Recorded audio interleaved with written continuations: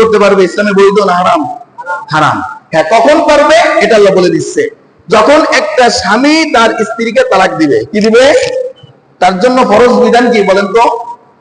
ওই স্ত্রী 3 হায়েজ, 3টা মাসিক অতিক্রম করে এরপরে অন্য কোন পুরুষ নিয়মতান্ত্রিক ইসলামকে অনুসরণ করে বিবাহে বন্ধনে আবদ্ধ হতে পারবে।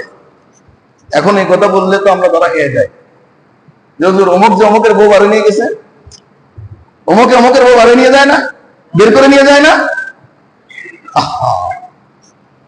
সারা জীবন যদি কেউ কারোর বউ বেরোয় নিয়ে যায়, ওই স্বামী তালাক দেওয়ার পরে 3 হায়েজ পরিমাণ, 3 ইদ্দত পরিমাণ সময় অতিক্রম করার আগে যদি কেউ বিবাহ করে, ওই বিবাহ হয় না, ওর সাথে সম্পর্ক হয় একটা পতিতালয়ে একটা পুরুষের সাথে যে সম্পর্ক হয় সেই সম্পর্ক।